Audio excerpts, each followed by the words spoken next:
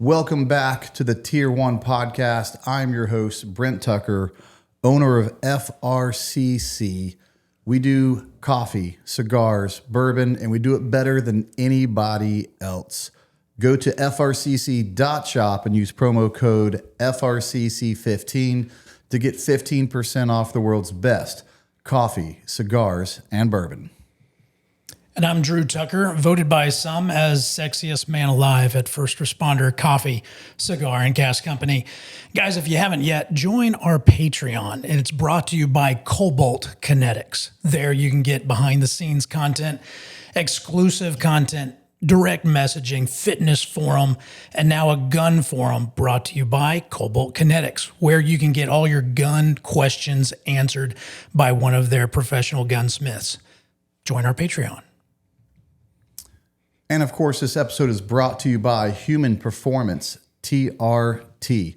Start out the new year right, become the best version of yourself, and you can't do it unless everything is right from the inside. Go get your blood work done, go see what's going on, and then get what you need to make 2026 the best year of your life fitness-wise. Go to Human Performance TRT. The website is hp-trt.com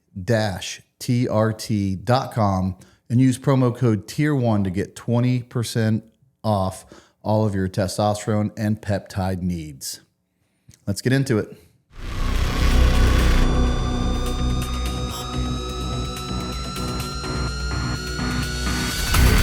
Or new special forces ready. Welcome to the Tier 1 podcast.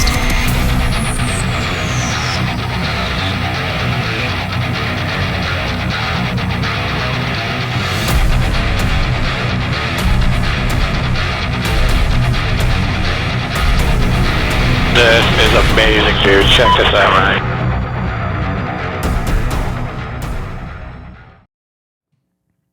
And with us today, we have Army veteran Josh Marshall, two combat tour veteran, both in Iraq, was with the 1st Armored Division and the 101st, and is also a cancer survivor. Welcome to the show, Josh. Thanks for having me, Brent. Love it. Here we are again, putting some highlight towards the grunts, showing some grunts some love. Yeah, man. Before we kick this thing off, speaking of showing grunts love, that's from Brotherhood Blades. They want to make sure that you got one. Oh, heck yeah. Got a little engraving on it to commemorate your time in the guest seat. That's right very there. nice. Tier 1 podcast by those guys. Yeah, man. Thank you. Great dudes, absolutely. And this is from Cloud Defensive. Sweet.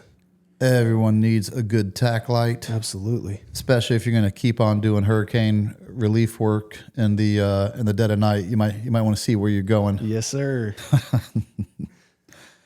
Thank you. Absolutely. Josh, tell me, you were an Army brat, weren't you? Yes, sir. Yeah. Grew up traveling around. Dad did 21 years. Mom did 8. Uncle did 25. So yeah, it was in me pretty early, but Dad retired my freshman year of high school. We moved back to North Carolina where he was from. Okay. Did high school there and started volunteering with the fire department in high school. And really thought that was going to be the career that I was going to take. Mm-hmm. And then as I was going through the hiring process, 9/11 happened. And so, yeah. So like a lot of people, my age during that time, we all wanted to get after it. Yeah. So I went down to the recruiter and actually waited till my dad and stepmom went out of town because I knew he tried to talk me out of it. But I got busted because I was born abroad. And so I had to take a special birth certificate in, and I didn't know where it was at. And Dad had it in his lockbox. Yeah. And so I had to call him while he was out of town. And Where were you born at? Okinawa, Japan. Oh, were you really? Yeah. So what branch was your dad in? he was Army also. Yeah, Army. Everybody was Army. Yeah, everybody was Okay. Army. Back then it was right after Vietnam, so he was military intelligence. Yeah. So they had a base there. So Did it ever cross your mind to look in any other branch, or mom, dad? Not uncle? really, Like, man. it was Yeah, just I mean, to the Army. I hate to admit it, but like a lot of kids watched all the SEAL movies and stuff. So, course, there yeah. was that thought was in the Right, back of my right, head. But yeah, I mean, after 9/11, I knew I wanted to go Army. Dad had a lot of infantry buddies. Okay. Growing up, we were in Hawaii a lot. So we were on Schofield, which is a big infantry base. And so yeah, I'd seen those guys marching back and forth from the training areas as a kid and was like, yeah, that's what I want to do. So That's awesome. What did he say when you found out? Did he try to talk you out of it? not really. He tried to talk me into going MI. Okay. He wanted me to go military intelligence. Yeah. But yeah, he was like, I asked him, he's like, did you sign up? Or when he got back, Yeah. he didn't give me a hard time about the birth certificate, but when he got back, he was like, did you sign up? I said, yes, sir. He said, did you go infantry? It's like, yes, sir. He's like, did you go airborne? I said, yes, sir. He's like, God. I was like, what? I'm good. I like it. So No, but as a dad, he had to know. Oh, yeah. Going infantry, the nation's going to war. yeah, exactly. And exactly. it's one of those, I'm sure, bittersweet things. I'm sure he couldn't be more proud of you for Right. for wanting to be at the forefront of the fight, but any more nervous for you for what you signed up for. Yeah. And I think now that I have kids, I get it. Yeah, absolutely. yeah. 100%. So you got an airborne contract? I did. Yeah. Unfortunately, broke my ankle in airborne school. And while I was in hold, somehow came down on orders, needs of Okay. the Army instead of getting recycled. Right. And wound up. So that's how you in ended up in the first Armored Division. Yeah. Where are they based out of? At the time, they were in Baumholder, Germany. They were in Germany. They've since reflagged, and they're one of the bases in Texas. I forget. I know. I wanted to say Fort Hood, but what'd you think about living in Germany? I mean, you're 19, 20 years old now at the time, and now you're living. It was you're in a unit you didn't necessarily sign up for. You're in a country living that you didn't exactly, maybe think about doing. How was that experience? Yeah, Germany was cool. It was a real small town. I mean, we could run around the post for PT in the morning. Like, it was a tiny, tiny little base. The people were great, but with everything kicking off, we weren't there too awful long. Yeah. I think I got there in like August or September of 2003. Within a few weeks, we were doing a train up to go. They call it the box. Okay. So a 30-day training cycle for the mech folks. And so we did a 30-day train up for that, came back. It was right when we started using the Javelin missile system. Oh, yeah. So I got to go to the Javelin school for that. Cool. That was there in Germany. And then we went to the box and did that, came back. We were back for like a month, and then they let us know we had orders for the invasion. Were you old enough to assume you were to remember the living situation in Hawaii? And what I mean by that, were the locals good to you? Because I've heard stories about the locals not liking the American military in Hawaii. So it's like most places, you get what you give. Right? So, but for a while, for a lot of the time we were there, at the time, the post housing wasn't very good. Okay. My dad was in E7. And so we got to live off base. And so that helped a little bit. So I had a lot of local friends that had older brothers and, All right. So it wasn't too bad, but there's definitely areas that you don't go to. Yeah. And, which is kind of crazy to me because you're part of America, but they definitely still have that divide a little bit. Yeah. But I would understand it more in Germany. In fact, I had a lady come up to me in Germany once and just yell at me for being an American and having American bases there. Old lady. It was a very random experience. How's that situation, having another country's base constantly in your backyard, where the locals used to it? In Hawaii? No, back to in Germany. Sorry. Yeah. Yeah, I think so. I mean, in our town, I really think the base kind of kept the economy alive in the tiny little town. Plus, Yeah, right? yeah. So, but I mean, the people were great. There's a little like bed and breakfast kind of thing right outside the gate that we used to go to on Fridays, and you get a rack of ribs, 2 sides, and a giant beer for like $12. So when you're PFC nobody, you're not getting paid. It goes a long way. So yeah, they were great to us. I'm glad to hear that. Yeah, Glad to hear that. How long were you there before you get to your first deployment?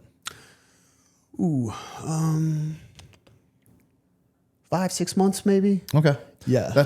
It's good that you got 6 months under your belt. And it's probably we've talked to people before. You never feel like it's enough, Right.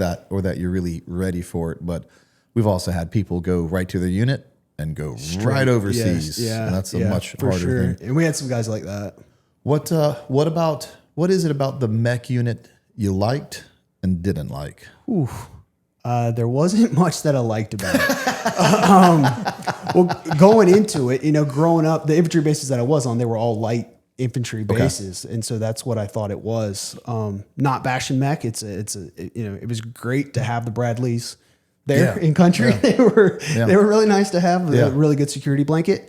But at that time that I was in, they were redoing the 11 series. Okay. So before I came in, there was 11 Bravo, which is light infantry, 11 Charlie, mortar. Yep. Then they had 11 Mike, which was mechanized infantry, 11 Hotel. It was very divided. Yeah.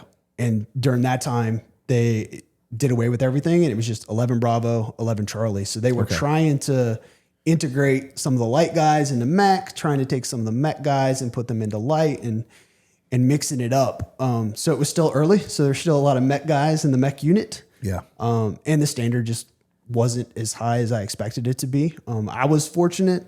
My first platoon sergeant was in the same boat that I was, and he had just come from being a ranger instructor. Okay. So it was an eye-opening experience for him as well, and he definitely raised the standard for our platoon, which set us up for success for deployment. It sounds like he was hard-nosed, high standards. Oh yeah. Fair as well. Absolutely. Oh yeah. Love to hear that. Yeah. Very fair. Great leadership. Yeah. Yeah. I would think of course, all the guys who don't have vehicles always think the guys with vehicles have it so much better. You don't have to walk, or that's what we're assuming. You're sleeping inside the vehicles. It's what we're assuming. Like you see that, you're like, oh, life's so much easier over there. What is it? What's the reality of a mech unit? Yeah, that is not the reality. Yes, there are times where you do get to ride. Okay. That is true. However, there's still a lot of walking. You are not the only people that sleep inside the vehicle are the crew. Okay. So yeah, you're still in the mud. In Germany, we were in the snow and freezing cold. Yeah. So yeah, there's not. And then again, skipping ahead a little bit, going to deployment. Once we got to Iraq, those vehicles aren't meant for urban operations. They're meant for desert and wooded terrain. Yeah. And so when we got to country, there was no riding in the vehicle. They would drop us off and they would get us there from the green zone. Our base was in the green zone, and they'd get us into Baghdad, into the city, and just drop us and hang out. Now, if the crew gets to sleep in the vehicle, I would hope and assume that they're the ones who also have to take care of the vehicle. But something tells you that may not necessarily be true. No, not so much. Yes, they are the primary caretakers of the vehicle. However, when it comes to maintenance, the dismounts definitely have to get in there and get their hands dirty as well. You ever have to change a track? Yes, I had help. Yeah, that's definitely that's like a 4-man job. Yeah, it's brutal. How long does that take? I mean, really, it would depend because there was maintenance. Again, when we're in the city, it's grinding up the tracks so much faster. Okay. But yeah, hours. Yeah, it's not a fast job. No. Yeah. How do you? I know it sounds like a silly question, but it's just not my. It's right. Things I want. It's not my background. How do you know when a track breaks? Is it like a loud noise, or just becomes immobile? It pops, and then because it's dual, just like a skid steer or something would be. So when one breaks, the driver can automatically tell knows. what's going on. Yeah. And you're not running on a flat. Right. Yeah. and something tells me everyone goes, yes, exactly. Yeah. Well, especially, in combat, because like now what are you doing? You got guys pulling security, you got guys trying to fix it. Yeah. What's about and now to you're go sitting down? duck for possibly hours. Yeah. And you said one of the first, you guys went in the box for 30 days. Mm-hmm. And again, that's just something I never really dealt with. When you guys go into these 30-day field exercises, is it literally just 30 days straight do people come back every now and again, or is like, hey, when you leave, you ain't coming back for 30 days. Nah, and yeah, what you have on your back is that's is it. what you have. You do so in the mech unit. I will say you do get to strap your ruck to the side of the Bradley, so you don't have to carry your ruck all the time. Right. And on the during that 30-day field rotation, they did have shower set up. Okay. There was one time where it's like you could go take a shower, but most of us were like, it's 5 degrees outside and we're getting back in the mud. What's the point? This is ridiculous. Yeah. Thanks, but no thanks. You signed up for war. You signed up for 9/11. So that I do get. And so I'm sure there's a party that's in a hurry to get to war. Would that be true? Or just serving was kind of scratch that itch? No, it was, I wanted to get after it. My whole career, like I wanted to go to Afghanistan. Like that's, that was 9/11. That's what happened. And just the way the cards fell with the rotations at the time. I did both rotations or both tours to Iraq, but unfortunately, I don't know if it's the right word, but Iraq kicked off shortly after. So. Do you remember them telling you that you guys got the mission and that you're going to Iraq? Oh yeah. Everybody was pumped. How'd they tell you that? Battalion formation, like everybody in the motor pool. Hey, we're going to Iraq, and it wasn't a surprise to anybody. Okay, had it kind of already leaked that hey, we got orders, we're going. They just made it official, right? And we were hoping we were going to be the first unit in with us, where everyone was saying like, oh, we're in Germany, we're the closest, right? But Third ID was actually already in Kuwait. Okay. Doing training there. So they drew that, but we were nipping at their heels. Yeah. You're right behind them. Yeah. So you guys go in, how'd you guys, how does the military get all those? It's fairly easy for us. It's you hop on a C-17, right? I have an ISU container that has everything I need. It's easy. Yeah. It's got to be a logistical nightmare to move all of that equipment in. Yeah, man, lots of flatbeds, just like, again, like you would heavy equipment, load them up. I forget what the actual military nomenclature is, but, load them up. They did put the Bradley crews in the turrets. They were actively like scanning sectors and stuff like that. Mm-hmm. Then all the dismount guys got thrown in the back of 5 tons. We still had 5 tons at that time. Okay. And so, they loaded us up in 5 tons and hit the highway and drove straight to Baghdad. And from where? Kuwait. From Kuwait. Yeah. I think it was Buring, maybe. You drove from Kuwait to Baghdad. Yeah, man. That's got to be... It was awful. That's in the back of a 5-ton. Yeah, in the back of a 5-ton. That had to be such a long drive. It was. Between the anticipation, of getting there and the length of the drive, I'm sure even at 19, 20 years old, by the time you get done with that drive, everyone's just hurting. Oh yeah. Everyone's hurting. It was brutal. You guys get to Baghdad. Did you know where what your job was going to be? Was it kind of like we'll get here and we'll figure out the details when we get here? Nah, it seemed like they were kind of doing it on the fly. Everything was still early on. Yeah, exactly. Yeah, everything was still unfolding. Like who's going where, what's happening. We first went to Baghdad International Airport. Okay, it had been secured at that time, so we staged there for like a night. Got up the next day. We went to. They sent us to one of Saddam's palaces. Headquarters. Stayed there. They put us in some buildings off to the side. Funny story though, we did not get any kind of like cultural brief about what happens. And so I remember the first night that we were actually there, and we're pulling guard duty in the towers and stuff, and they did the call to prayer in the morning, man. Like we thought it was like a war cry and they're about to come over the wall. So like we had no idea. Yeah. No one had ever told us anything. Yeah. And so we're all like, everybody's freaking out. And again, a bunch of 19-year-old mechanized kids. Like we didn't know.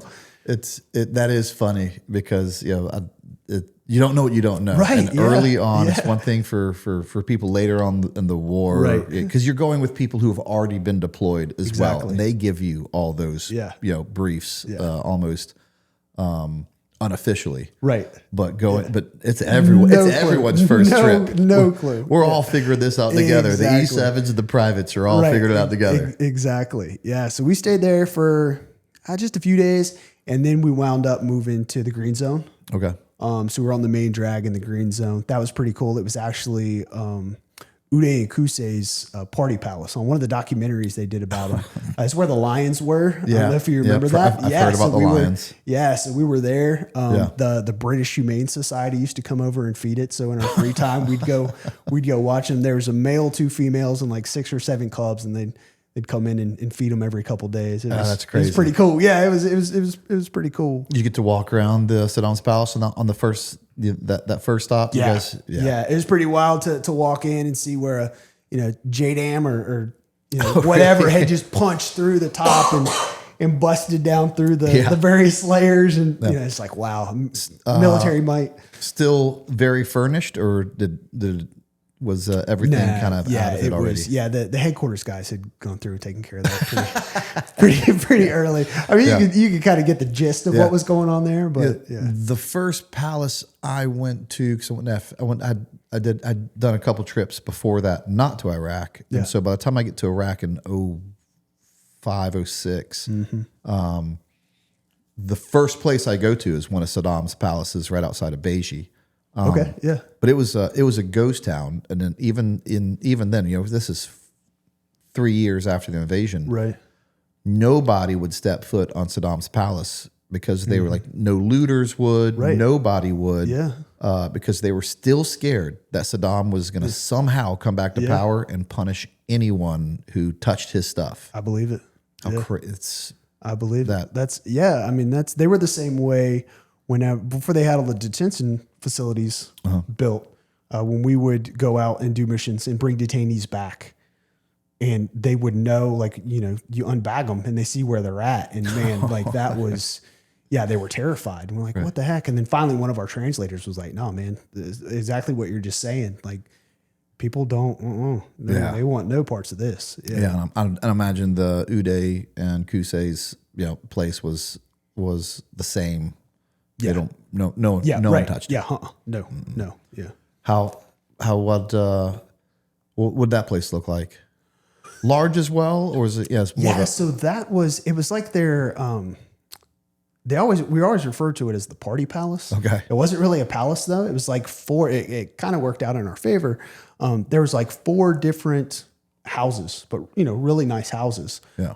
In a row. Okay. And so when they would have their big elaborate parties and stuff, that's where the guests would stay. And then down in the back where our platoon and another platoon got put, it was like the servants' quarters. Okay. Which was great for us because it was back away from all the headquarters folks, and nobody messed with us. And Oh, could you imagine if those walls could talk? The things that went on in their party palace? Yeah. I mean, the translators used to tell us, the local rumors, because again, for them, they're like, man, we've heard all this stuff. We've never seen this. Nobody came across the river. Can you remember any of the rumors by chance? Just the crazy elaborate parties they'd have, that they would feed people to the lions, different things like that. So that was always, it's just that those two. Could you imagine if, and people, not to fast forward real quick, but I'm going to. They want to talk about the Iraq as a failed state and everything. Iraq is actually doing pretty good right now. Yeah, it took a little bit. Right. ISIS definitely was a step back, but I actually blame America for that. We could have taken care of ISIS as soon as they started cutting people's heads off. Yeah. But only time will tell. But Iraq is in without a doubt a better place than it was, and his sons were worse than him. Brutal. And they were going to be one of them was going to be the next one in charge. Oh yeah.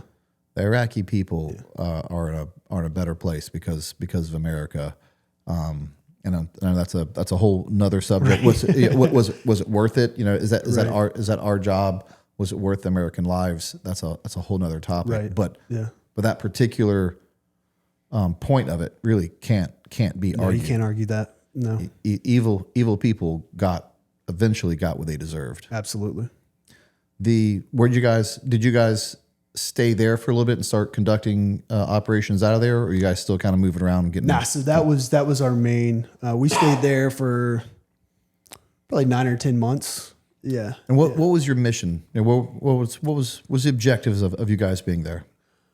So it kind of went back and forth there for a little while when they were trying to rebuild the police corps and the military, things like that. We were helping out, training those guys up. So we did that for a little while. Also, I mean, you guys were pretty busy at the time. So some of the low level operations to get some of the low level guys, we would get tasked with going and detaining those. And I mean, I remember with us being where we were, so we actually, how they made this happen, I don't know, but we had the engineers build us a shooting range on our compound. Oh, nice. And so, so a lot of the different soft units and contractors and stuff would come over and use that. So they knew we were there. Yeah. And so there were several times that, I remember one night in particular, 2 guys in plain clothes just showed up, looked like they were going to a luau. And they were like, "Hey, we need you guys to go to this grid and detain this person." And we're like, okay. And so, they run it. And again, I'm private nobody, but right. They run it up the chain. Next thing I know, we're like loading up to go to this grid, to this house and get this guy. And we're like, well, are you guys coming in with us tonight? No, we'll just hang out here. And so we're like, what are we doing here? So we go in and we, round everybody up, put them in the courtyard, let them know, hey, all secure. And two guys, in their luau attire, walk in and take one of the guys, put them in their BMW and roll out. And we're like, I love it. What just happened? Right. Yeah. Cause again, we're mech. Like we're not like, this is like some Jason Bourne stuff, man. Like this just happened. Yeah. It's super cool. So what did you think of the Iraqi police that you guys had to train? It was scary. Yeah. Yeah. It was scary. But I mean, in their defense at the time, they had no economy. They had no money. It was just folks trying to make a living, man. Like, had people that were probably janitors or who knows what before, but they found out like, hey, these guys are paying and this is what I got to do. I'll show up. Okay. So I respect that. Like, yeah. Were you guys also doing presence patrols as well? And if so, like with them, or were you guys kind of doing your unilateral thing and your bilateral thing? Both. So early on so we didn't start training until a little later, probably late 03, early 04. So early on it was just us, and that's like where the mech stuff comes in.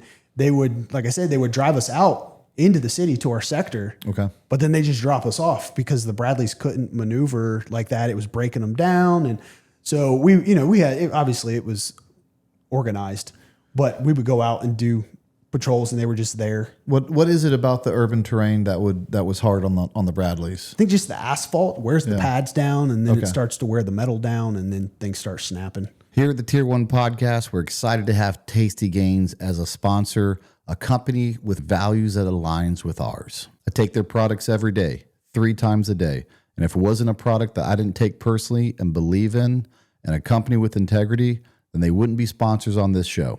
Creatine helps the body produce more ATP, which is an energy molecule that your entire body runs on. It helps improve your physical and mental performance in all aspects of life.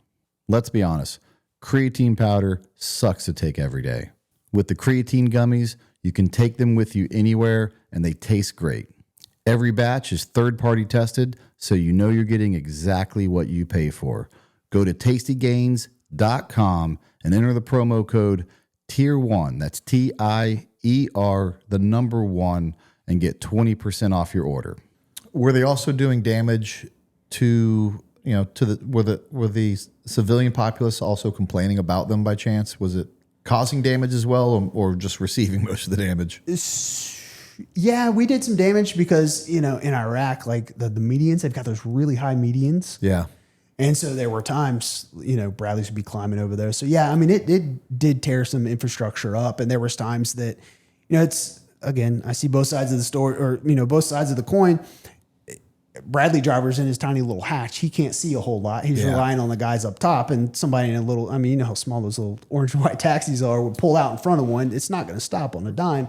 So now, you're clipping cars. and, I know. Yeah. And they will pull out in front of you out of nowhere. It doesn't matter what you're They don't driving. even look left before turning right. It is absolutely insane. Some of the driving tactics I've seen over there. Yes, 100%. I mean, just, you got to say, at some point, you got to save your own life, buddy. Right. Yeah. I mean, it's a giant machine. Like, it's not like it's another little car. Like, how do you miss a Bradley? Because they don't even look. No. It's so, it is so crazy.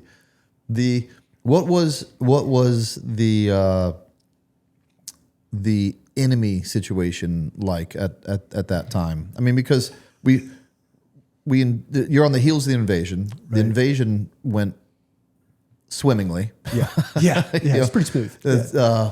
But now we're here. I mean, it's one thing to give up, for the Iraqi people just to give up on an overwhelming force, but now they have time to think about it. And now they have occupiers, if you will. Yeah.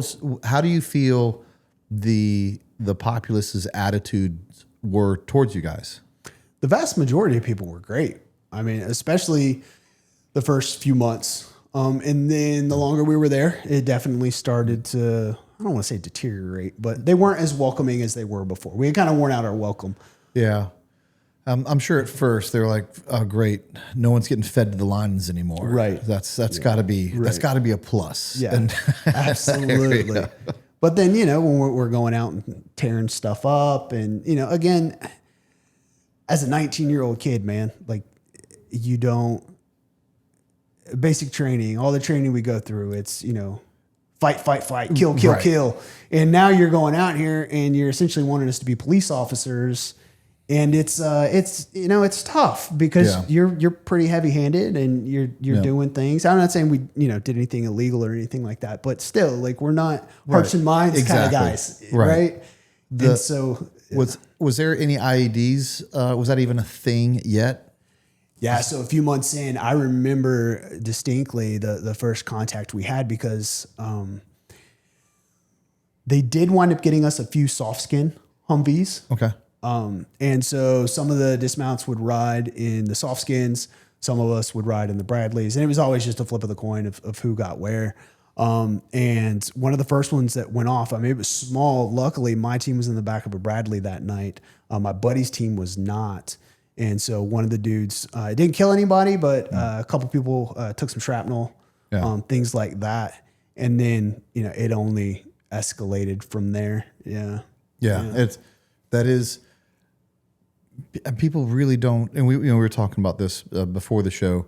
That's why, I love having guys like you on, and guys that were there just a little bit before me. And doesn't make anyone's service better or worse, but it's the true story of things not all of Iraq was Ramadi. Not all of Iraq was Fallujah. I mean, there were some bad places, right? But a lot of the stories was the American military making sure these places don't turn into that. Absolutely. No. Yeah. And that's absolutely. And that's your guys' job. Yeah. Especially in the major cities like that. I mean, Baghdad was, pretty important. The job of after the war, the invasion is kind of rebuilding as well, getting the power back, getting bridges back, getting roads back. That was also some of the stuff that we would do.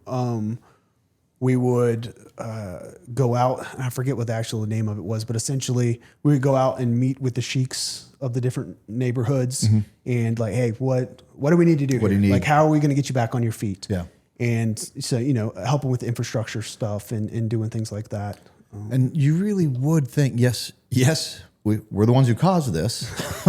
However, like I said, they hated Saddam too. Like he was a dictator. So they went from very welcoming, and then we didn't have to do that. We didn't have to come into the city and be like, you know what, and we're going to help you, and we're going to help rebuild this. Right. I mean, really, only who else besides America does that? Right.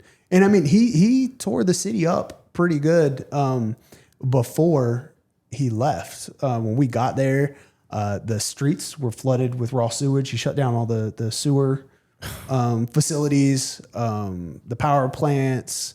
they tore all that stuff up. I mean, I remember there was times where, even the Bradleys would get stuck in the raw sewage on the streets. That's disgusting. It was awful. I bet you can still smell it this day. Oh can't you? yeah, absolutely. Yeah, absolutely. There's nothing like it. Yeah, we've talked about it before. It's so funny.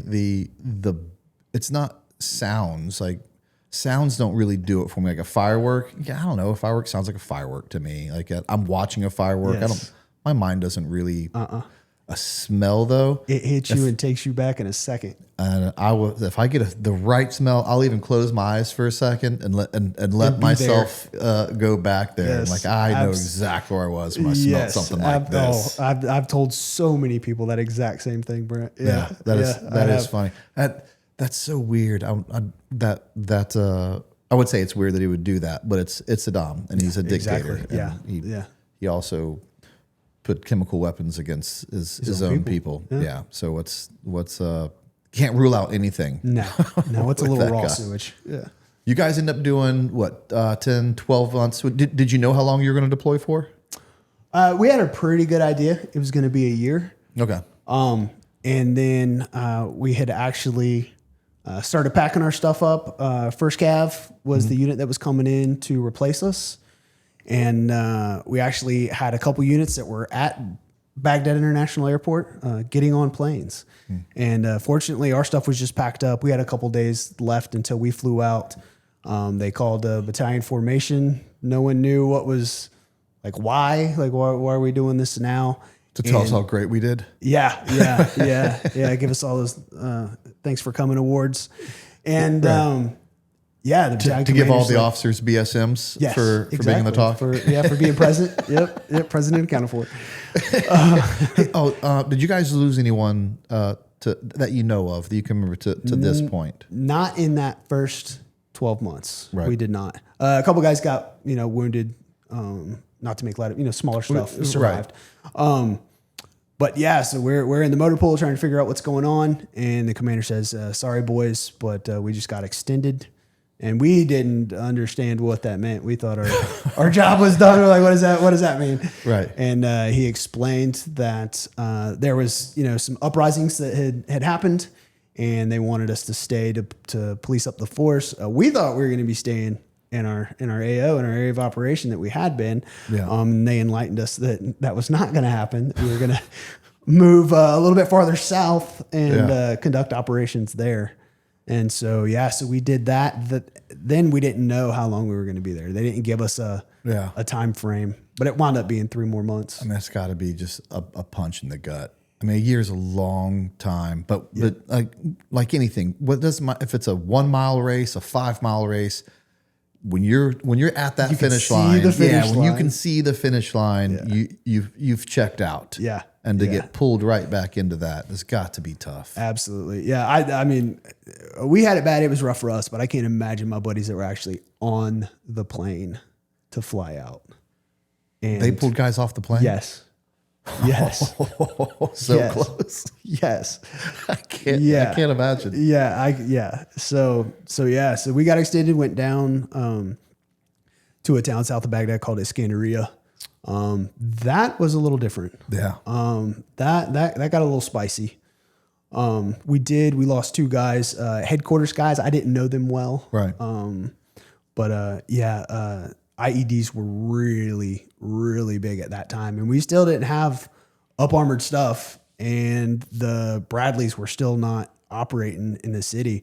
So we were actually, the mechanics had started welding steel plates on the sides of Humvees where they could. Yeah. And then where they couldn't, we were taking the old Vietnam era flak jackets and duct taping and zip stripping them to the doors and the floorboards. Cause that was, you work with what you got, right? Yeah, exactly. And so it was the IEDs at that time had gotten a lot bigger. Yeah. You're talking about just mentally, to make it through war, because that's what you guys did. You guys got called up to war. Right. You did what your country asked you to do for 12 months.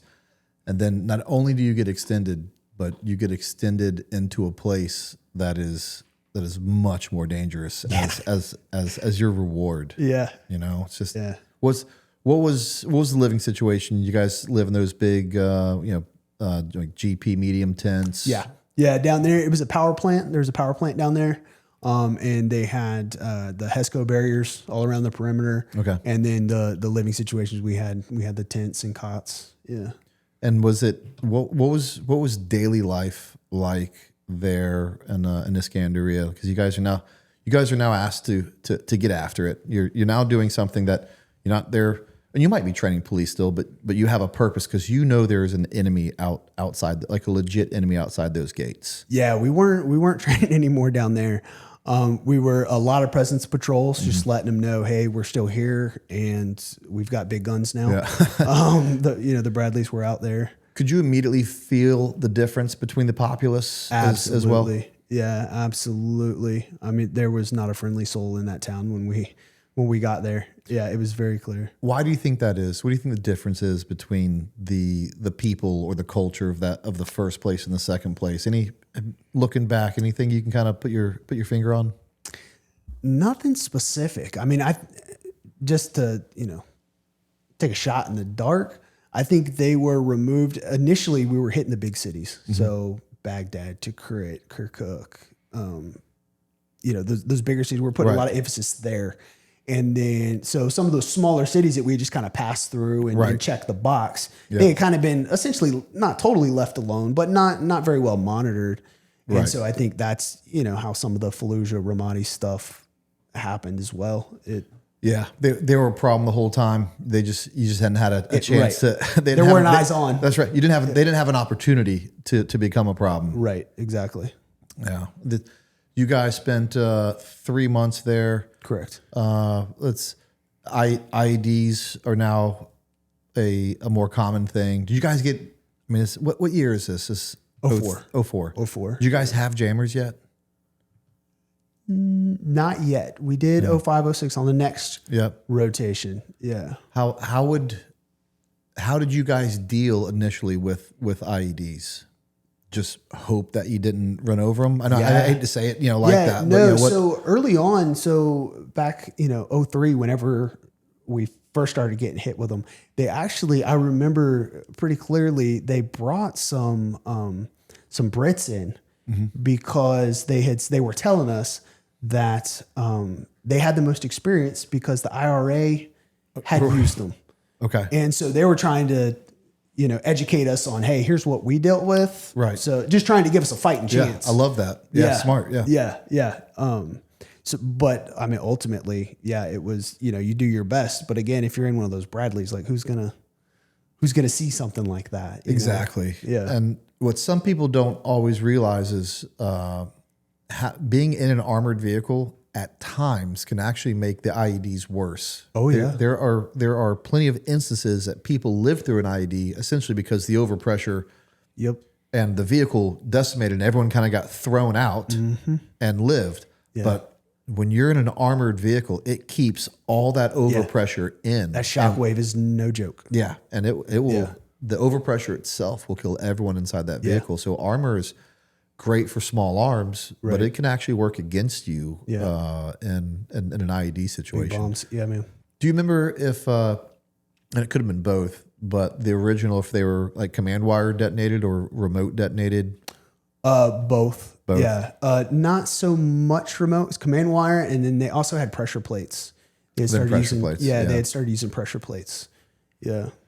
Yeah. And people don't also realize how hard it is to see them because there's holes all over the road. Everywhere. So you can't There's dead animals everywhere. There's dead animals everywhere. Yeah, there's trash everywhere. So it is not easy to see a wire. It's not easy to see where they buried it because it's everywhere. Well, and then too, what they also started doing was using rockets and pointing them towards the fobs. Okay. And towards our bases and setting them on timers. Yep. I mean, just kitchen timers.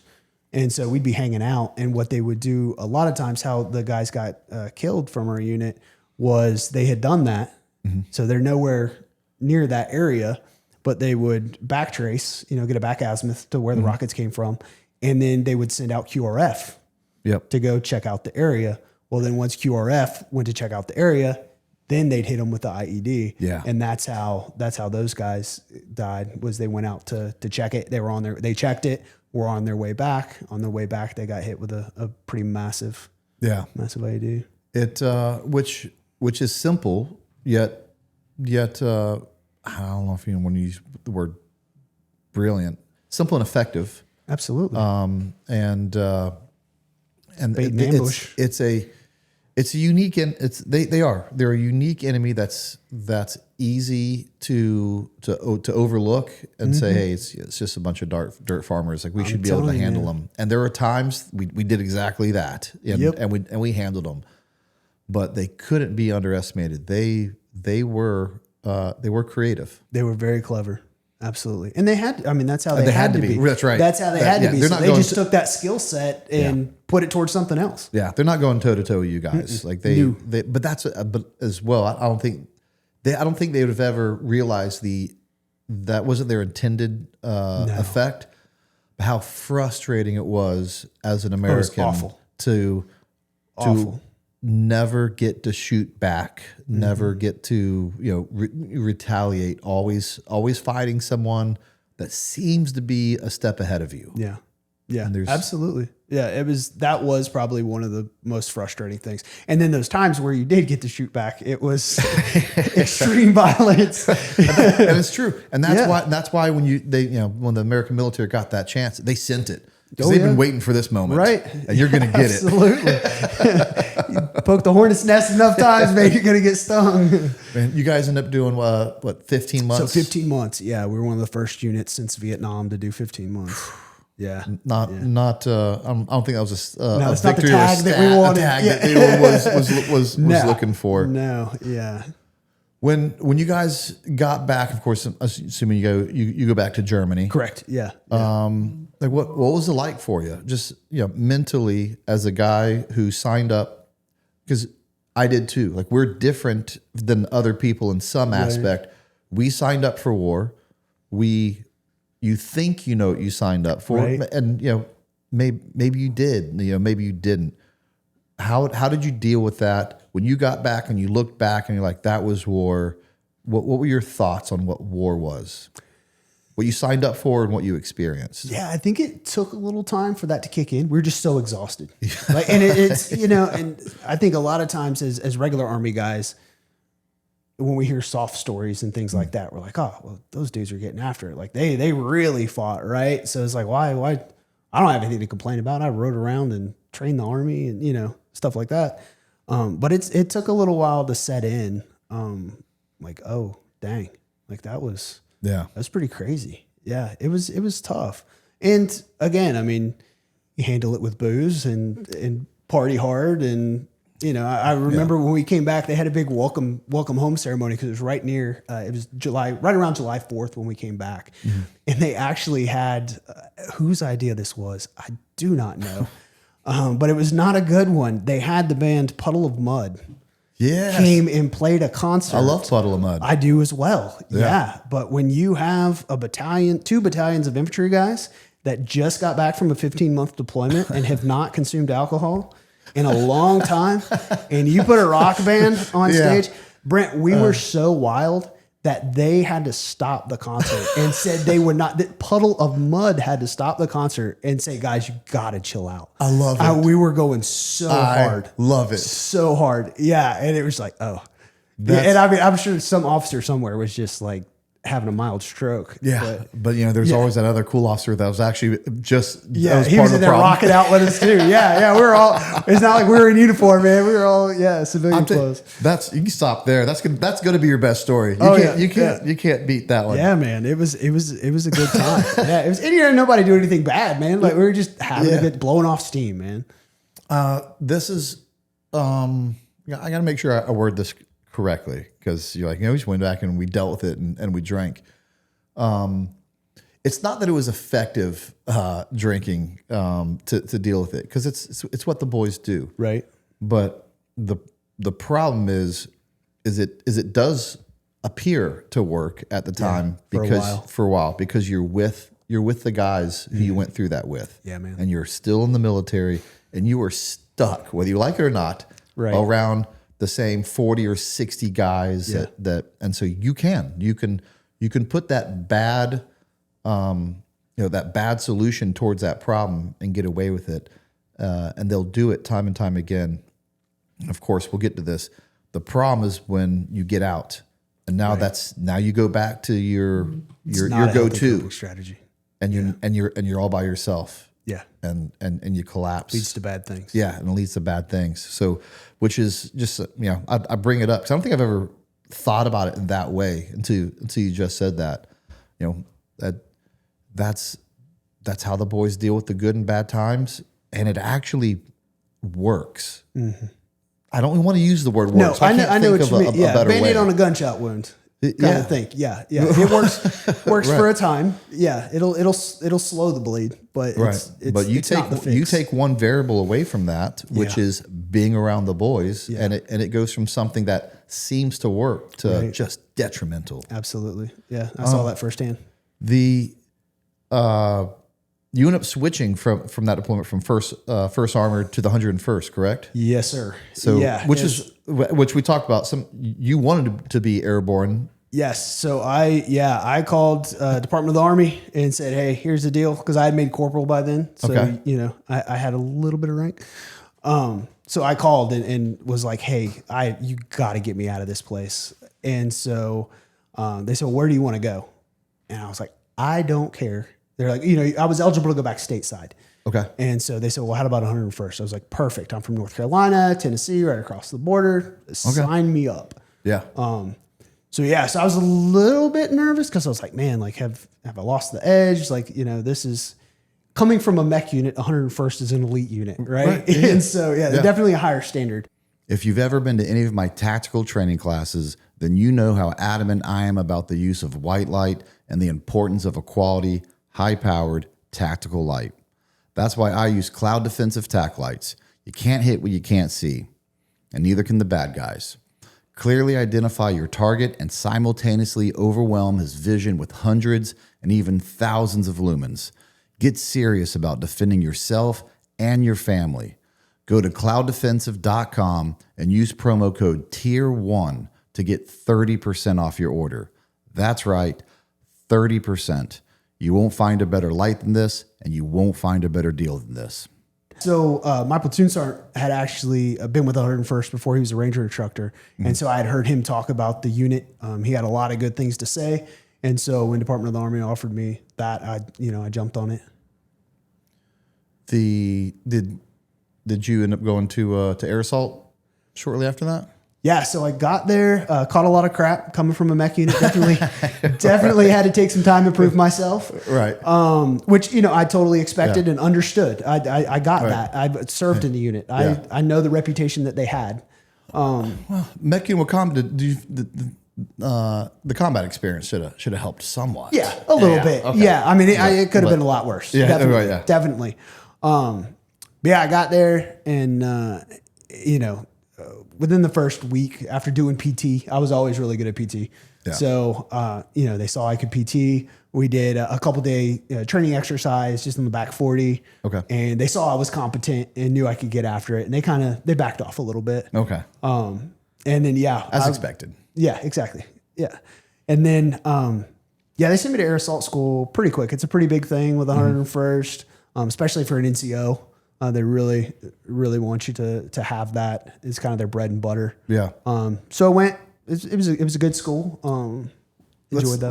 Let's stop and talk about air assault school for a second. Yeah, and it's one of those things. Again, like it's very common to us, but sometimes we have to take a step back and think about it. If tens of thousands of people watch this, the chances of those guys knowing what air assault school really is zero. So dive into air assault school just a little bit. Yeah, it's a 3-week course dealing with helicopter landing zones, it's called sling loading, how to attach equipment to the underside of a helicopter, how to rappel, how to fast rope, a little bit of PT. PT's not that hard. A lot of attention to detail. Like there was actually people that I think they thought they were just going to go to it and it was going to be a walk in the park. And then whenever you start testing on link counts and knots and different stuff like that and formulas for landing zones, if you didn't take it serious and actually study that stuff, I mean, you're out. Yeah. So It's funny. I have heard that a lot about air assault school. That there's two things that I hear about it, but one is the academic part of it. That people you have no idea. The academic part of it is legit. Yeah, which is very different, obviously, from jump school. Like, I don't think there's any academics of jump school. It's just doing the job. beating these together. And is there a certain rappel that's super uncomfortable for a lot of people, or? I think for the people that were afraid, it was just the basic rappel going off. You see a lot of people possum, flip upside down and get stuck there. And they're freaking out, hooting and hollering. And, everybody's getting a good laugh out of it. Yeah. So you start on the wall, right? Yeah, correct. How tall is that wall? I think the first wall you start on is like 10 or 12 foot, and it's at an angle, so you're not going straight off. You're just kind of walking. And what do they work it up to? Maybe 30 or 40 feet, I think is what the tower is, something like that. Do you actually get to rappel out of a helicopter during air assault school? You do. Okay. Yep. You do one or two rappels. Yeah. So it's gotta be kind of cool. Oh, it's super fun. Yeah. Is that the best part of air assault school? Is actually rappelling out of helicopters? Yeah. That and the fast rope. Yeah. It's a good time. Yeah. Especially for guys that had never done anything like that before. Hey, nothing says cool like working with a helicopter. Yeah. I don't care what you do. Absolutely. Absolutely. I don't even care if you don't fast rope, you don't rappel. Right. If you just land and have to run off a helicopter, that's cool. Yeah. So it was definitely a nice change of pace going to 101st, from 1st Armored. So what was your job as a corporal? So I was an infantry team leader. Okay. So I was in charge of a 4-man, including myself. So I had 3 guys underneath me. I did that for a while. Maintaining their equipment, essentially, being responsible for them, going in, making sure they're up, ready for PT in the morning. Did you have a good 3 guys? Yeah. I really did. I did. I had to think about it for a second. I had a couple problem children along the way. Okay. But they came in line. Like I consider myself, I was a pretty good leader. I had guys, the deployment after me, a couple of my guys got moved up to team leader positions, and they told me after the deployment, like, hey man, I understand why you were hard on us now. Like, it's different when you're in that spot. I was like, you see, like, I'm not being a jerk, man. Like, it's it's a responsibility, especially when you're going to war. Like, well, and you got your second chance to go to war with the 101st. Absolutely. Where'd you go on your second trip? We were in the northern part of Iraq in the city of Kirkuk. Oh yeah. Yeah. So we were up there. That's a very different experience than your first. Totally. Yeah, Iskandariyya to Kirkuk. Yeah, very different environment. A different culture, different people. Now you're in and around Kurds, I'm assuming. Yeah. It was. I mean, the people were great. We loved it. Yeah. And it was funny because in prepping for that deployment, I'm basing everything off of my Baghdad Iskandariyya time. Right. So I'm telling my guys, hey man, like, you need to bring this. You need to make sure you got that. We get to Kirkuk and it's an air base. The Air Force is running everything. Mm-hmm. And so, we're intense. We're holding, trying to figure out what's going to, where we're going to go. And within a couple of days, they come to us like, hey, we're actually going to stay here. And everybody turns and looks at me like, what are you talking about, man? These guys got a PX, a 24-hour chow hall. They got a gym, a pool. And you're talking about, like, make sure you pack everything you got. I'm like, it wasn't like this a year ago. I swear to you. Yeah. And you don't know where you're going next. Right. You didn't know you were going to Iskandariyya. And you didn't for 12 months. Right.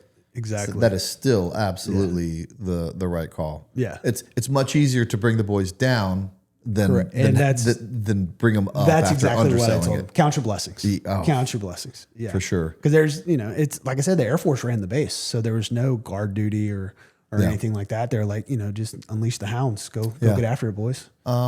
I've done a couple operations up there, and it's as I would describe it, but from my point of view, is that area seemed to be a little bit more kind of special operations centric as far as because of the people, because of the area.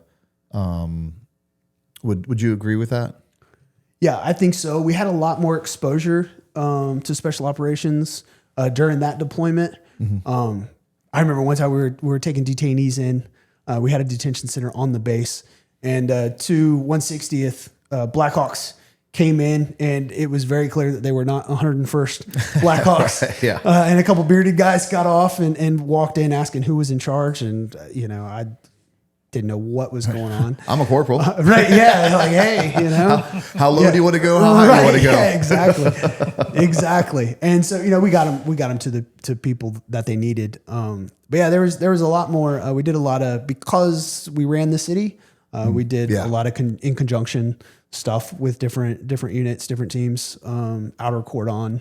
Yeah. For that stuff. And that way, if crap hit the fan, then you've got someone that's familiar with the area. Yeah, for sure. That is hopefully help get out. That is not lost on us that who really runs that town and who really knows what's going on in that town. And if anything goes bad, who we're really going to need to get out of this. Yeah. And I mean, I will 100% say, like, all the soft guys that we worked with from the various units that passed through were all awesome. Like, they were very respectful of us, of our leadership.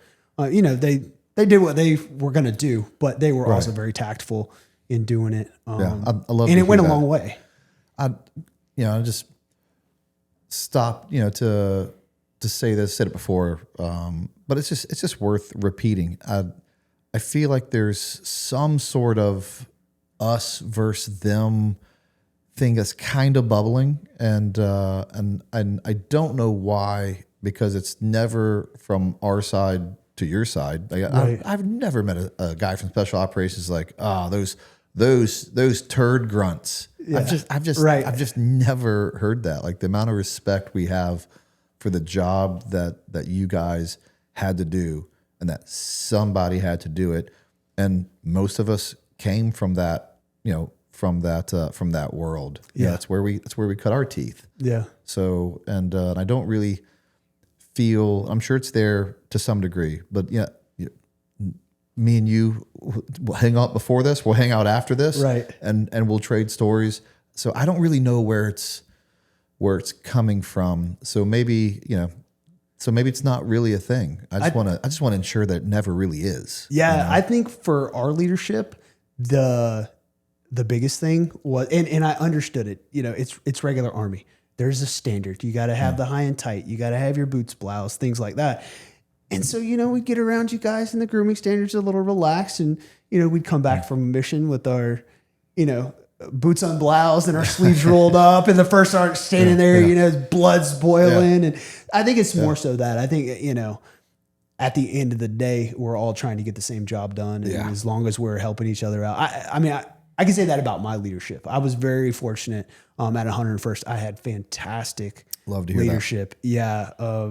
Super squared away guys. The company commander, we did a mission one night where we had a lot of follow-on targets. Mm-hmm. So we'd used up a lot of ammo.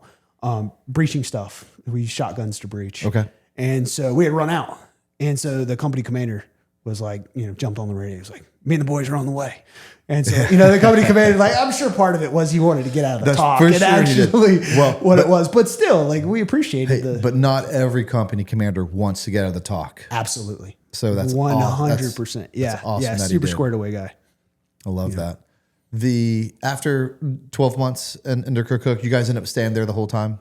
Yeah. Yeah. We were there the whole time. Did you guys lose anyone during that deployment?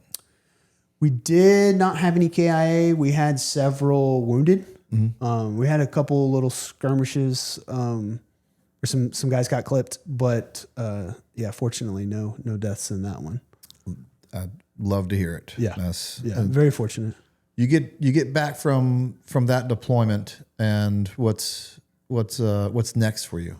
Yeah, so I wasn't sure. So I actually, some people may have heard of it. It's called stop loss. So when you sign up for the military, your initial enlistment that you sign up for is whatever, but you're technically property of the Army or whatever branch you choose for 8 years. Because of the GWAT, I had a 4-year enlistment. My 4-year enlistment was up while I was on that Kirkuk deployment. Okay, and so. Because I was in country, they said, hey, you can get out. Stop lost you. Yeah, so I got stop loss. So, I didn't know what I wanted to do when I got back. This is how I understand, if I remember right, and I think you just said it. Even if you sign up, most people don't realize this. Even if you sign up for 4 years, you signed up for 8. Correct. Like it is an 8-year commit. It's 4 years active duty, but you have 4 years in the IRR, the inactive ready reserve. And they can call you back if they choose. They can, and that happened. and that's how they can stop loss you, because they're actually not losing you. Right. They just keep you from moving into the IRR. Yep. And so that's how you get stop lost or easily get recalled within that 8-year window. Correct. Yeah. And it happened a lot during that time. Yeah. I forgot. I actually forgot. Not a lot of people know about that. Yeah. That a 4-year commitment is not necessarily, it normally is. Man, we had a guy in our platoon. I felt so bad for him. He literally, I want to say he had maybe a week left and got stop lost for an entire year because we came down on orders. And I mean, we did everything we could to take care of that guy. Like, Buddy, what do you need? I'm sorry, man. Like, what do you want to do? You name it. Like, the job's yours. Like, yeah. Oh, man. Yeah. So it was pretty brutal. But yeah, we came back from that. I was kind of undecided. There was part of me that wanted to continue to get after it. There was part of me that wasn't sure. But the decision was kind of made for me a few days after. So I got back from that second deployment, September 7th of 2006. And then on September 11th of 2006, I got a phone call that my mom died in a car accident. So it was pretty brutal. That, like I said, chain of command was awesome. Took real good care of me, made sure I had what I needed to. Didn't pressure me or anything like that. And I told him, like, I need to go home. Yeah. And so I went home to be with my sister and dad, and just figure out which way was up again. And but I wasn't 100% sure that I wanted to get out. So instead of going IRR, I requested to go into a reserve unit, like be assigned to a unit. And so I did that. It was not an infantry unit. It was like a logistics kind of thing. They had one 11 Bravo slot for paper pusher. And I was like, hey, I'll take it. It serves a purpose.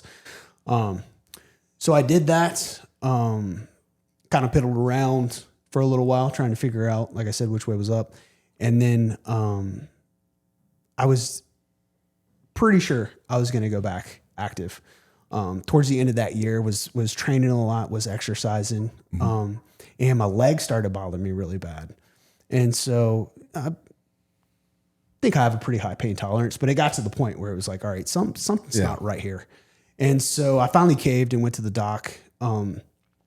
And doc takes a look at it. He's like, I think you got a blood clot. I'm like, doc, I'm 24 years old. Right. Old people get blood clots. Not me, man. Like I'm fit as can be. Yeah.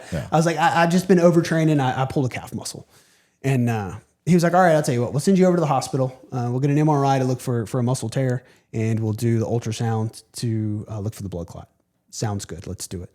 So I do the MRI first. I'm a pretty happy-go-lucky guy. I'm joking, talking with everybody. They get me set up, and after the first round of pictures in the MRI, the team comes back in white as a sheet. It just super quiet, and it was pretty clear something was wrong. So I asked them, like, what's going on? They're like, we got to take some more pictures and, put some dye in. So they do that, come back in with a wheelchair this time. I was like, what's the wheelchair for? Like, oh, it's protocol. I'm like, I walked in here. I can walk out. Right. They're like, no, you got to get in the wheelchair. We're going to take you over to ultrasound. I was like, all right. Go over to ultrasound. Again, everyone's just really serious. I tell the lady, I'm like, look, like, I know you're not the doctor. You can't tell me what's going on, but I'm not stupid either. Like, what's up? And so she turned the ultrasound monitor towards me and goes over my legs. She's like, you see that right there? I was like, yeah. She said, that's not supposed to be there. And I said, what does that mean? And I knew, like, trauma stuff, combat, lifesaver, things like that. Right. I don't know anything about oncology or cancer. And so she's like, it's just not supposed to be there. Doc calls me back to his office, go in, everybody's running around. And he says, man, I'm sorry to tell you, but you got stage 4 cancer. I was like, what? I said, man, 4? Yeah, like I'm good to go. Yeah. And he was like, no, he said, and total transparency, he's like, I've never even heard of it. Super rare cancer called liposarcoma.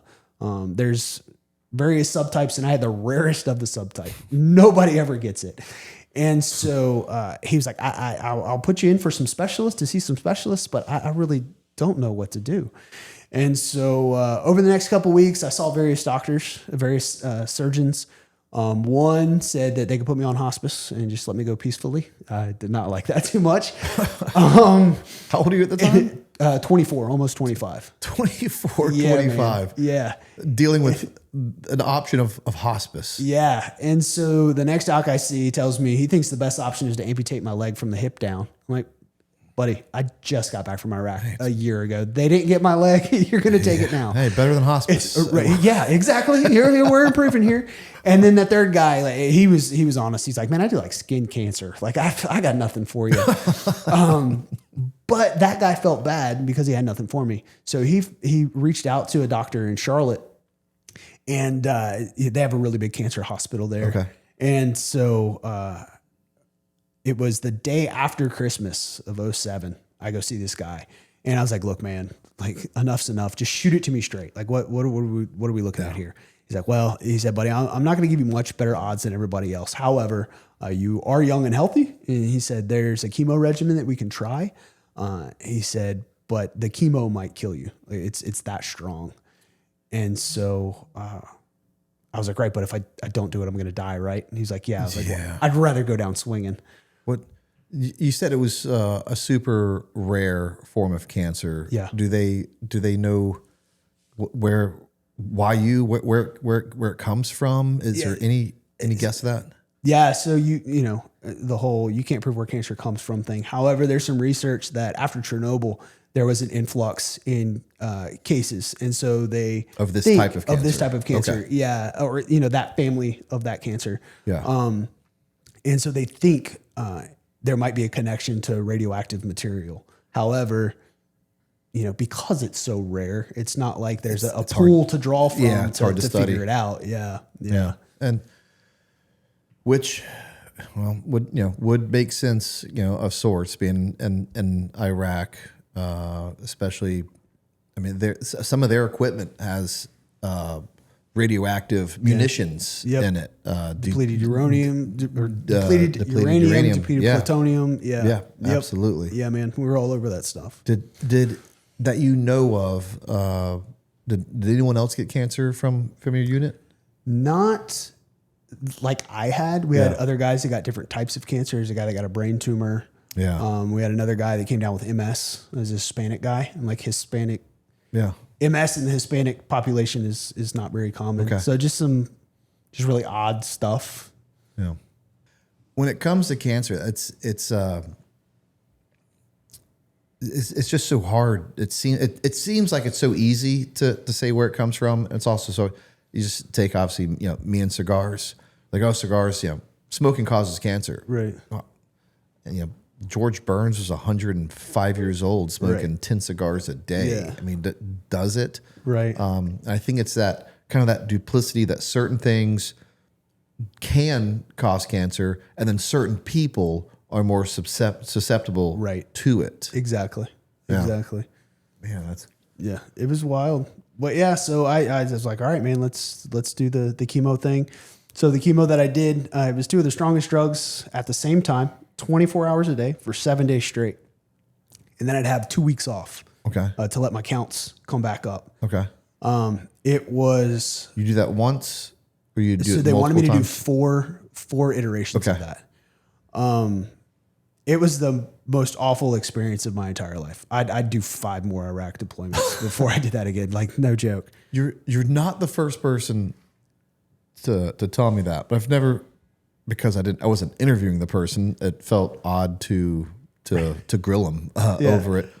What is it about the chemotherapy that they said you're like, I'd rather die than keep going through chemo? Like, what does it do to you? Man, there's so many aspects. For me, I think one of the biggest things, man, and like my friends told me this after the whole thing, was like, I was the invincible guy. Mm-hmm. I went to war. Like, I was always fit. Like, no one in a million years thought I'd get sick. And so I went from going literally 100 miles an hour to dead stop. Yeah. Sitting in a chemo chair. I lost 30 pounds in 3 weeks. All my hair. I couldn't get out. couldn't sit up out of the bed on my own. I'd have to roll off the edge of first, one of the bigger things, I had to move back in with my parents. That was earth shattering. Yeah. Couldn't get out of bed. Would have to roll off the edge of the bed and pull myself up on the side of the bed to walk across the hall to go to the bathroom. And I'd be out of breath. Yeah. By the time I got there, mentally, it throws your system for a whack. Like I had anxiety all the time. And at that point, I hadn't dealt with any kind of anxiety. You know, it gets connected to PTSD and all that stuff. But at the time, I hadn't dealt with any of that stuff. And so taste, no sense of taste. Everything tastes like copper. So you have no desire to eat. It's just no quality of life. None whatsoever. Not even eating, because you can't even taste anything anymore. Nope. Nothing, man. Yeah. And so after the second round, going to the bathroom sounds like a CrossFit exercise. That's exactly, yeah. And I did I coached CrossFit for years. Like it is very comparable. I could say that. Time to do a Murphy. I got to go pee. Yeah, exactly. And so yeah, after the second round, man, I threw in the towel. I told the doc, I was like, I can't do this anymore, man. Like we don't even know if the chemo's working. Like I'm not going to spend like last months of my life like this. And super, super awesome doc. Still talk to him to this day. Yeah. He was like, I tell you what, Josh, he's like, I understand your frustration. He said, let's do another PET scan. We'll take a look and see if it's working. Obviously, I would encourage you to continue. If it's not, we'll do whatever you want, man. And I said, okay, that's fair. So on my 25th birthday, go in, do this PET scan. And he calls me back the next day and he says, congratulations, buddy. He said, the tumor has shrunk maybe 50%. I don't know the exact number, but it had shrunk a significant amount and had died a significant amount. He said this, like, we did not expect this. Like, best case scenario, we didn't think this was going to happen. He's like, so obviously I would encourage you to continue treatment. I was like, God. It's just all right, sweet news. I'm telling you, man. So I'm like, all right, let's do it. So we do it. How fast when you come off of it? How fast does your body bounce back? Oh, it took months. Okay. Yeah, it took months to even get back to the place where I could really try to start to get after it. Like I was getting after it within a few months, for my level, but not back to the level that I wanted to be at. I mean, to be back to that level, it probably took 1.5 2 years. Wow. Yeah. So we let my counts come back up. They go in to do surgery, but the doc tells me, hey, man, like I've got to get healthy margins of tissue around this tumor. Did you do how many more after it was reduced by 50%? We negotiated down to 1. Okay. He wanted me to do 2 more. I told him I'd do 1. I was like, I'm sorry, doc. Like I can't. Okay. I understand this stuff is helping, but man, I can't do it. I can't do it. He was like, all right, fair enough. All right. So they go into the surgery, and he was like, hey, if I can't get healthy margins of tissue, we're going to have to amputate your leg at the knee. And I was like, okay, I understand. Right. So he goes in to do the surgery. It's like an 8-hour surgery. Goes in to do the surgery. First thing I do when I wake up, lift up the sheet and look, my leg's still there. Yeah. But then he comes back in. He's like, hey, I had to take a lot of muscle out of your leg. Like it was close. He's like, so you're probably going to have to walk with a brace and a cane for the rest of your life. I'm like, great. But 6 months ago, man, he told me I was kicking the bucket. So brace and a cane sounds like we went from a win. We went from dying to amputating at the hip to amputating at the knee to you might have a brace and a cane. A limp. Yeah. So, which I haven't noticed, actually. You may. Man, I have been beyond blessed when it comes to my recovery for that. So after the surgery, we had to let it heal up a little bit. Then I did radiation. I did 60 some doses of radiation. It took a couple months to do that, just as like insurance. And then, once I was done with that, man, I still kind of had this fire in me that I wanted to get back to active duty. Okay. While I was undergoing treatment, my unit had deployed to Iraq again, and it was a lot more kinetic deployment than now we're getting the surge time. The previous one, and they were in Samara. Oh, so, yeah. It was bad. And so I think that's when like my mental health struggles really started to take effect. Was during that time, because I had a lot of survivor's guilt and things like that. why wasn't I there? If I was there, I could have done this. You know, hindsight being what it is now, I realize the answer is absolutely nothing. But in the moment, Exactly. dealing with all that stuff, yeah, it was rough. So back to cancer though, I was, training, getting after it. Finally went in and was like, hey, like I want to go back in. And they're like, well, because it's cancer, and not, an injury, it's not like I took a piece of shrapnel to the calf. Okay. You need to change MOSs, so I'd have to change jobs. And I was like, yeah, no, I'm not doing that. So, do they consider it in your retirement service related? No, because I was in the reserves. I know. We both know it's service related. Yes. Everyone knows it's service related, but you can't. Sidebar, I got really lucky, man. So it took me 7 or 8 years to get it service connected. It took a while to get service. Congratulations. But I got really lucky. I had a doc and she told me, she's like, listen, the only way you're going to get it service connected is if you have your doctor write a letter saying, because I was right inside that year window of when I came off active duty. And there's a clause that if something happens within a year, it's presumptive that I would have had it when I was in service. And so my doctor wrote the most awesome letter. And it was just like, it's without a doubt that Josh had this during this time frame, and like cited all these different articles. Yeah, so man, I submitted it and then it got service connected. So yeah, super fortunate. As always, people in my corner. It's still unfortunate you had to fight for something that you earned, which takes the wind out of your sails. It's a struggle. Yeah, it is. But yeah, so I kind of hung up my spurs at that point. Didn't really want to, but it was, I knew it was time. And was struggling mental health. At the time was using substance to cope. Whenever they tell somebody that they're terminal, pain medication is very accessible. It's plentiful. Yeah. And so, I used it to cope, and I don't fault anybody on that. It's not like, a lot of people blame doctors and stuff, and it's not, it's what I used. And so, I decided, I was like, hey, I got this GI Bill thing. Let's give this a whirl. I'd never gone to college.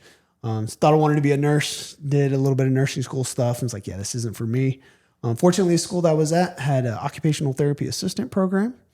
And so went through, graduated, met my wife through that. She's a therapist also, and got married and, started a family. But that's really when the mental health stuff started kicking up. She saw it, she knew it. She would talk to me about it and do what she could, but at the same time, like, she doesn't want to be pushy because she doesn't really understand. We weren't together when I was in the service. Okay. So like she'd never even seen me in a uniform. So she had an idea, like she'd seen the news and, different stuff. And then we had our first child in 2012, and man, that was a catalyst. Like it really, not my child being born, but there was just stuff of fatherhood and, different things that really intensified. And so she encouraged me like to seek some mental health help.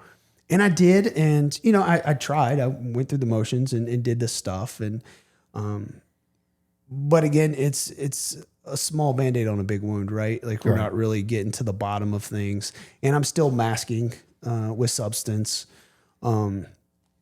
struggling through it. Had my first panic attack, I would say probably. So then 2014 had my daughter. My wife had my daughter. 2017, I had my first panic attack, and that was eye-opening. Wife thought I was having a heart attack. Didn't know what was going on. What do you thought? What do you think induced it? And for people who may have one here in a second, what do you think induced it in hindsight, if you can pinpoint that, and what it feels like? Yeah, so I don't. Again, heart attack, right? Yeah. So hindsight, I think there's a lot of subconscious stuff from my childhood that hadn't been dealt with, and I'm not one of those like, oh, my parents were mean to me kind of people, but there, stuff happens, and then I think there's a lot of exposure to things, overseas. You hit a house and there's babies crying, there's stuff going on. And so I think there was a lot of things that I hadn't been exposed to. There's also the pressure. So, when you're a team leader, you're taking care of people. I hadn't had to deal with that. Yeah. I got this baby. So I think it really brought up a lot of like subconscious stuff. And, I'm not a psychologist or anything like that, but that's just kind of what I think spurred it was just some stuff I hadn't dealt with until that point. So and you'd already started trying to go see some help before this. Yeah. Clearly not working, not the right help. Maybe it's them, maybe it's you. Right. I would say it's probably a little of both. Yeah, a little just bit of lack everything. of experience of people that have gone through what I had. And I mean, here's the deal. Like at the end of the day, people are like, oh, it's PTSD. I'm like, maybe, but keep in mind, I got back from deployment, my mom died. Yeah. And then a year after that, I got cancer. Right. Like, I've had surgery after surgery after surgery, because of my cancer stuff. Yep. So it's pretty compounded. Yeah. I do hate at some time when, people use PTSD as a military thing. Right. I really wish we could, there needs to be another term that's more military related. Right. Because anyone could have post-traumatic stress from a car accident, exactly. from it's so, it's a so broad, many it's a things. very it's very broad term. It's not all combat related. No. It seems like, it's clear, life had thrown a few curveballs at you. One or two. And it almost seems evenly spaced out. Right. And several, and and then as we all know, becoming a parent is both the best time in your life. It is. And as a man, some of the most stressful times in your life. Yeah. And at just some point just seems like it came to a head. Yeah, absolutely. And so, 2017, man, I had that panic attack. And, I grew up in the church and in faith and things like that. And, my wife and I attended a church and she was like, oh, I think, you're stressing out. Like, I think you need to go talk to the pastor. I'm like, no, I'm not going to talk to that guy. Like, he has no idea what I'm going through. Right. But I, as good husbands do, I caved and I went and, talked to him. And he just kind of laid it out there for him. And I was like, hey, here's the deal. Here's all my stuff. And I applaud him. He said, and he was like, Josh, man, you're right. I have no idea what you've been through, but I think God's kind of kept you around for a reason. And I think it's to share your story. And I was like, man, nobody wants to hear that because again, a typical Army guy, all the movies, all the books, that's all soft stuff. Like nobody wants to hear. And he was like, Josh, like your story hits on a lot of different things. People can connect to your story in a lot of different ways. And like, you just don't give up, man. He was like, you will not stop. And I was like, I don't know any other way, man. I don't. I don't say that boastfully. Like maybe I'm too dumb. I don't know. But so I was like, okay, whatever. Like nobody wants to hear it. Well, a few months later, he asked me to share my story at the church. And so I did. Man, I had all kinds of people come up to me and thank me for sharing that. Little old ladies to other veterans that were in the church. And so it was really cool to see like, oh man, maybe it could be beneficial, And so I started talking more about my story, sharing it more, getting it out there, still struggling. But 2019, things were not real good. And so my wife had heard about this program. At the time, it was called Reboot Combat Recovery. Now I think it's just called Reboot Recovery because of what we were talking about with PTSD. So when it started, it was just for combat. Okay. Then they opened it up to first responders. So then it was Reboot First Responder. That gained traction. And then finally they said, like, hey man, like everybody's got trauma. You can get in a car accident and have trauma. So then it just, then they had Reboot Trauma. The only difference is who leads the course. So if you do the combat one, it's led by a veteran. Okay. Do the first responder one, it's led by a first responder. But it was started by a veteran and his wife.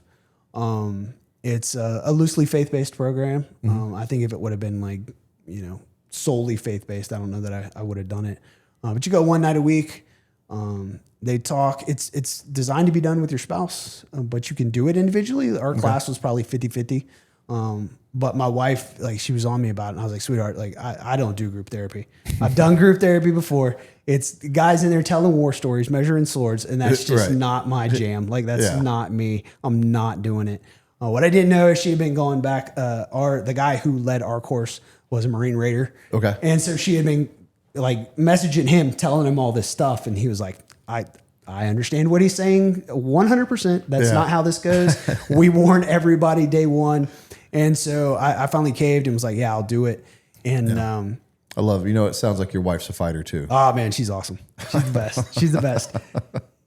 And so I cave and I go, and I told her, I was like, here's the deal. I'll do this, but the first person that tells the story, I'm out, and you can't give me crap about it. And she's like, fine, fair. Right. Just get in there. And so we did it, man. And it was awesome. It was really cool. And there were some legit people in my class, in the class that did it with us. But the unique part about it was, it shows the veteran what the spouse is going through, but it also shows the spouse what the veteran is going through. Yeah. And so it really opens up lines of communication and understanding that really help. It really helps.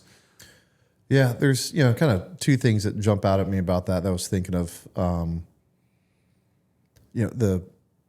The emphasis we put on traumatic stress,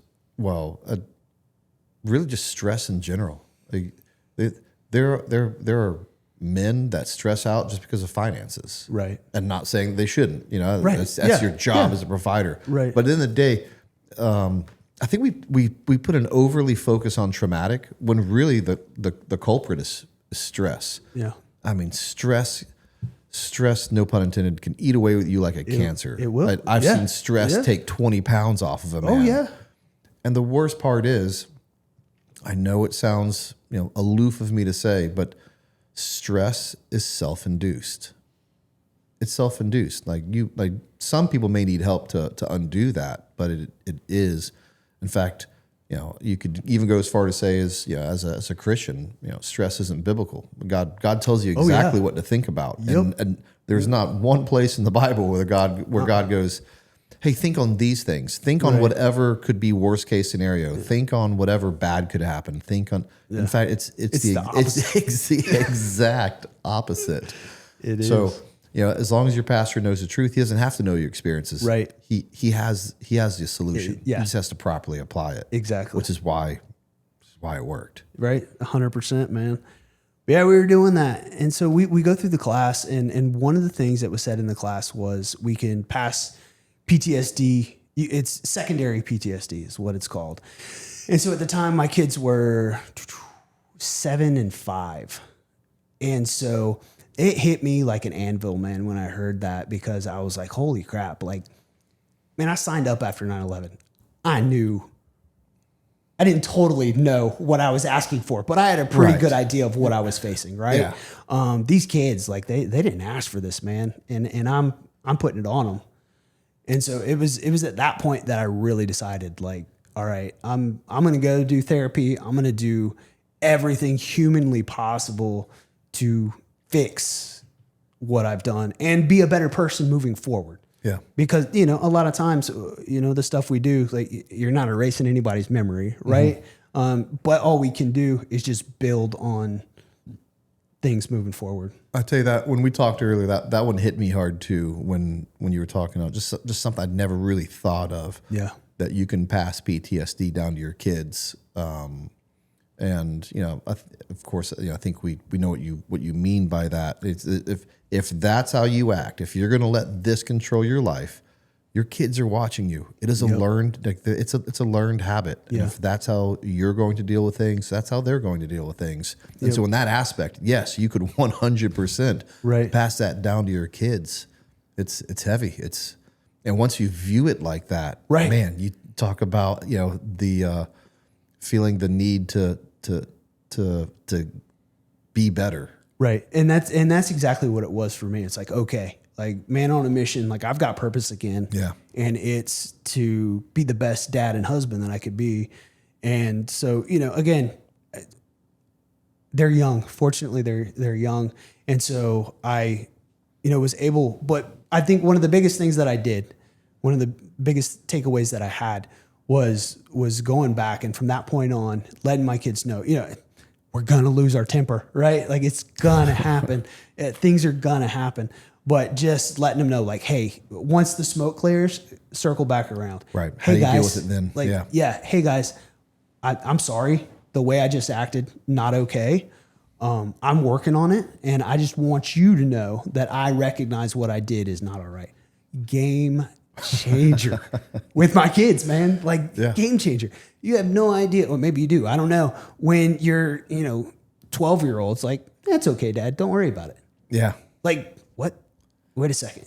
However, before I had taken that mindset, it was, everybody's walking on eggshells. Like, what, is there a toy left out? Is Dad going to trip on it and lose, blow a gasket? Right. Now it's like, well, even if Dad does blow a gasket, we know he's going to circle back around. That's right. And we're going to talk about it and we're going to talk about it and it's going to be all right. And we don't have to worry for a week what's going to set Dad off, I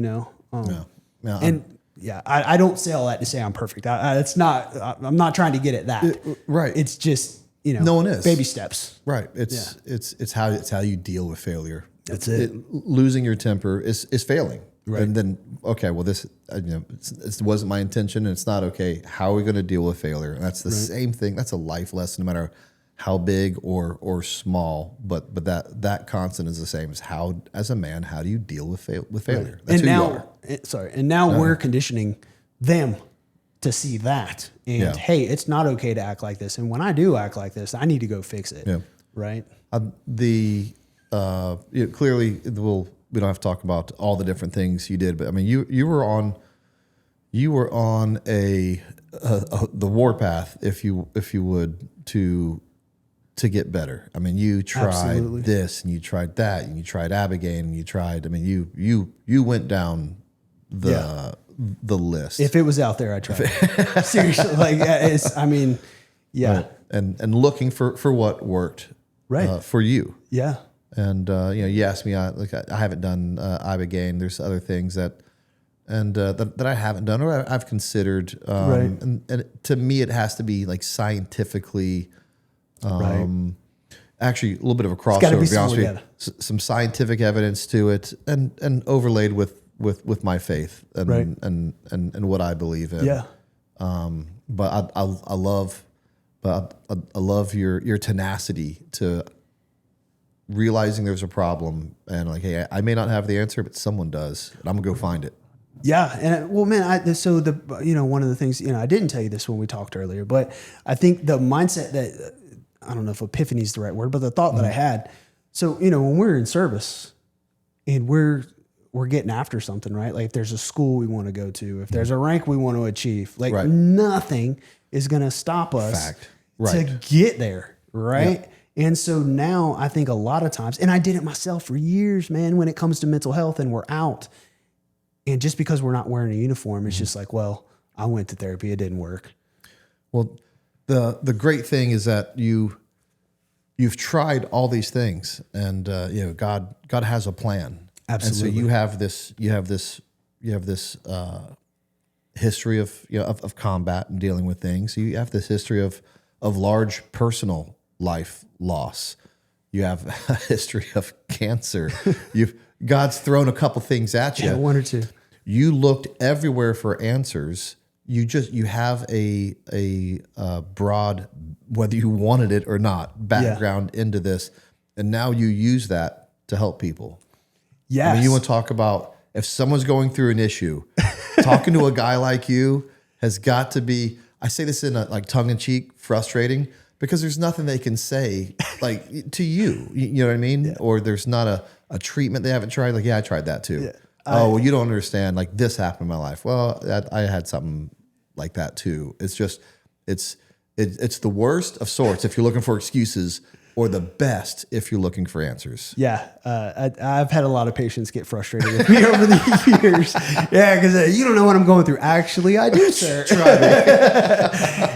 Yeah, man. So I've been doing occupational therapy for a while, and I had a friend reach out, a former coworker, and said, hey, we've got an opening at this hospital, and, we'd love to have you over here. And I said, absolutely. I'd be more than happy to take it. But we were kind of slow. And that same hospital has an inpatient psychiatric unit. And so they had asked if someone from the therapy team would come over and do some exercise groups to be with the patients to help pass the time. Yeah.